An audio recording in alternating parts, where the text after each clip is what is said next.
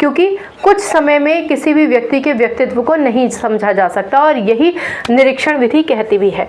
निरीक्षण विधि कहती है कि देखिए ये लगातार चलने वाली प्रक्रिया है।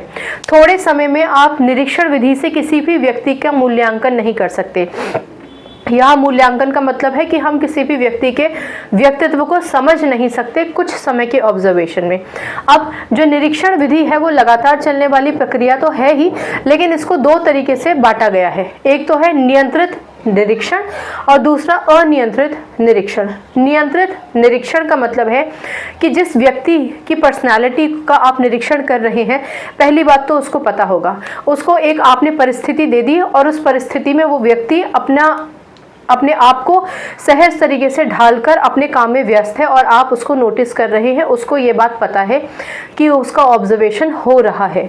मसलन मान के चलिए कि यहाँ अगर एक व्यक्ति की जगह मैं कुछ स्टूडेंट्स कहूँ, कुछ स्टूडेंट्स जो लेबोरेटरी में एक्सपेरिमेंट कर रहे हैं, उनको एक्सपेरिमेंट भले ही सिखा दिया है, लेकिन अब वो लेबोरेटरी में अपने स्किल्स के साथ और अपनी लर्निंग के साथ उस एक्सपेरिमेंट को कर रहे हैं। लेकिन उनको ये भी पता है कि इस एनक्लोज लेबोरेटरी में, इस पूरे सेटअप में हमें ऑब्जर्व किया जा रहा है, यानी उन लोगों की नॉलेज में है, उन बच्चों की नॉलेज में है ये बात। तो यहाँ पर परिस्थिति कंट्रोल्ड है और आप लगातार उनका निरीक्षण कर रहे हैं, तो आप ये कहेंगे कि ये नियंत्रित निरीक्षण है, यानी कि कंट्रोल्ड ऑब्जर्वेशन है।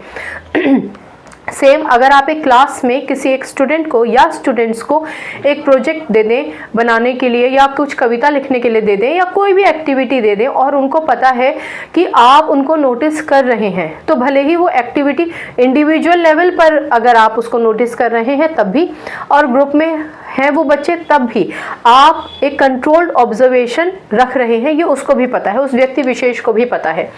अनियंत्रित निरीक्षण का मतलब होता है जहां पर आपने किसी भी तरीके की परिस्थिति को बांधा नहीं है।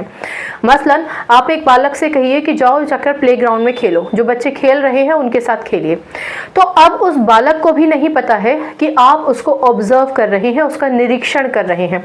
ऐसी स्थिति में आप दूर से जब उस बच्चे को नोटिस कर रहे हैं तो ये गुप्त निरीक्षण हुआ, सीक्रेटिवली आप उसको ऑब्जर्व कर रहे हैं। आप देख रहे हैं कि यही बच्चा जब क्लास में था तब किस तरीके से बिहेव कर रहा था। बाहर जाकर हो सकता है कि वो बहुत ही बेहतरीन तरीके से खेल रहा है, बहुत ही बेहतरीन तरीके से एक सामंजस्य बिठाकर खेल को आगे लेके जा रहा है। साथ साथ उसकी खेल की स्ट्रेटेजी क्या है, कॉन्फ्लिक्ट मैनेजमेंट क्या है, उसके अंदर का कॉन्फिडेंस क्या है, क्या वो सबके साथ कंफर्टेबल है, या वो कहीं ना कहीं वीक हो जाता है, या वो आइसोलेटेड महसूस कर रहा है, सबके साथ सहज नहीं है। दुनिया भर के पर्सनालिटी ट्रेट्स आप